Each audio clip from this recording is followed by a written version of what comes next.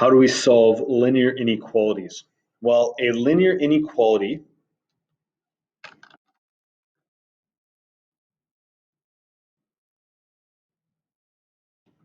let's go nice and slow here again for me. A linear inequality can be solved, let's just get that a little bit bigger so we can all read it. There we go. Using the same techniques or same steps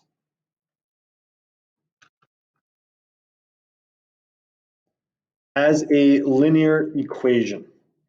Okay, so exactly the same way that we've done it in the past with an equation, we're going to do the same thing with inequality. Now, the only difference is that the inequality sign will stay put. Exactly where it was, just like the equal sign would in a linear inequation. The equal sign stays put, stays right in the same spot, just like the linear, this inequality sign will as well. So let's take a look at how do we solve a few. I have a couple examples here. You'll notice that they look a lot like equations, except that instead of an equal sign, we have an inequality sign. Here, it's a greater than or equal to sign. So 4 is greater than or equal to x minus 2. So we want to solve for x. We want to get it all by itself. Our first step that we're going to do, we want to get x by itself. We're going to add 2 to both sides. Add 2 to that side, add 2 to this side. And what we're going to have, you can probably see this already. Now again, it's an inequality, so we need to make sure that we keep that inequality there. We're going to have 6 is greater than or equal to x. Or we can flip that around. We can say that x is less than or equal to 6. Okay? So any value of x, which is less than 6 will, or equal to 6, will work for this solution. Okay, there we go. That's solved. That's a one step, okay? One step problem. This next one here, we have negative 5 is less than 2x plus 3. So what we're going to do is, again, we're going to start by subtracting 3 from both sides. And let's write that in there. So now you notice here the inequality sign again is going to stay exactly where it is. Okay, it's not going to change. We're not going to adjust it. So negative 5 minus 3 is negative 8 is less than 2x. Now we want to get rid of that 2. So to get rid of that 2, we need to divide by 2. And that's dividing every term by 2. And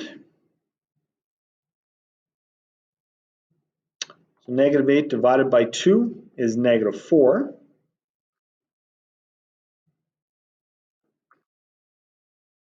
And that is less than x. There, x is greater than negative 4. Okay, so it's got to be bigger than negative 4. All right, next one here. We have 8 is greater than 1/2 x plus 3. So again, we're going to have a couple different steps. Okay, so we're going to start with those steps here. We're going to subtract 3 from both sides.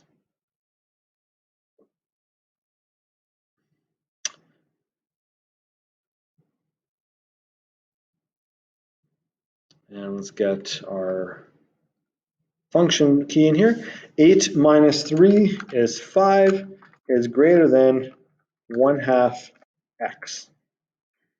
To get rid of that fraction, we need to multiply everything by 2, or every term by 2.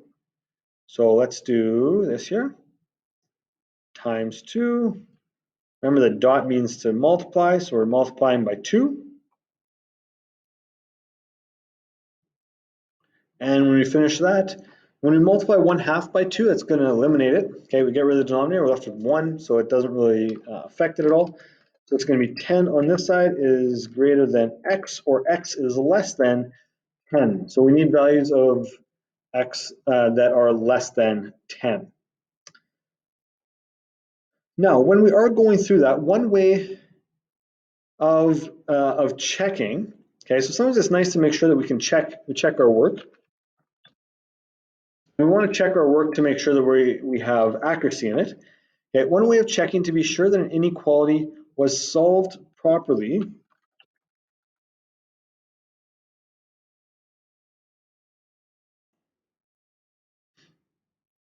is to insert in something called a test point or test points.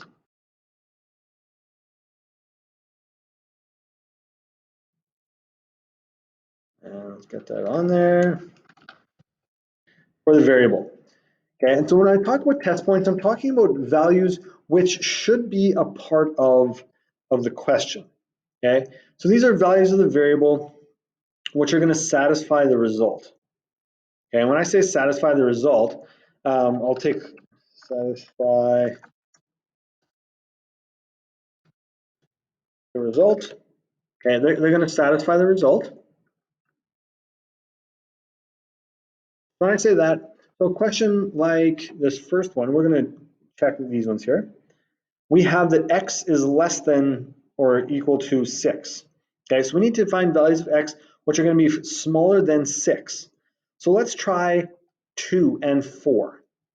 Okay, I'll just use 1. I'm going to use 2. 2 is less than 6, so it should in fact work with our equation. Now the equation that we had to start was 4 is greater than or equal to x minus 2.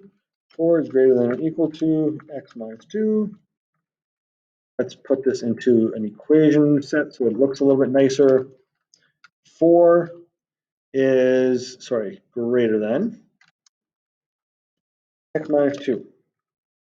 Now I'm going to take my test point of, let's put this in here.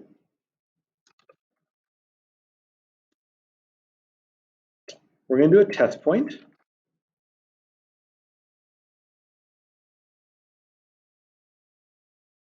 Where x is equal to 2. Now that one, it should work. Okay, in theory it should work because we said that x has to be less than or equal to 6. So this one should work. Now when we plug this one in, I'm going to go through it fairly quickly here. Instead of doing all the some of the other stuff, I'm just going to go through and put our values in. 4 is greater than or equal to, so x is 2. So we're going to do 2 minus 2. Now when we solve that, this is where inequalities really come in nice and handy. It is 4 is greater than or equal to 0. 2 minus 2 is 0. Now, is 4 bigger than 0? Yes, right? 4 is bigger than 0. So that tells us that this, in fact, works. Okay, so as long as we did everything else correct, put a little check mark there, as long as we did everything else correct, this, in fact, works. Okay, x equals 2 is less than 6, which is what we had to make sure about. Okay, and it works in our inequality, so that's good. Let's do our second one here. We're going to do another test point on this one. Okay, so negative 5 is less than 2x plus 3. Plug that in there. Negative 5 is less than 2x plus 3.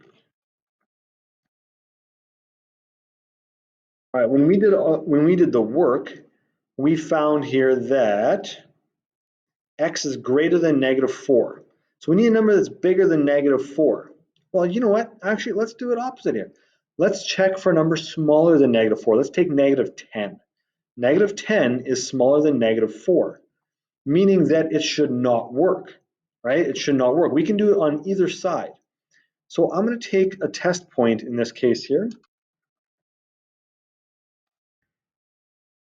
It doesn't work, okay? And I'm going to show you how, if it doesn't work, that can still be okay. So let's say if x is equal to negative 10, negative 10 should not work, okay? In essence, it should not work. So let's see if it makes sure that it does not work. Plug everything in here.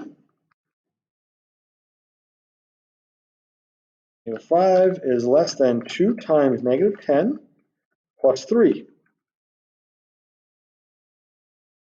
All right, do our calculations, okay? 2 times negative 10 is negative 20, plus 3 is negative 17, negative 17.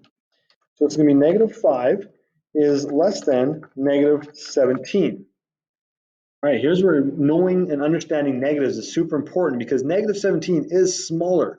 It's farther away or it's much farther down. So because that 17 is actually smaller than negative 5, or negative 17 is smaller than negative 5, so this in fact is not right. Negative 10 is not part of it.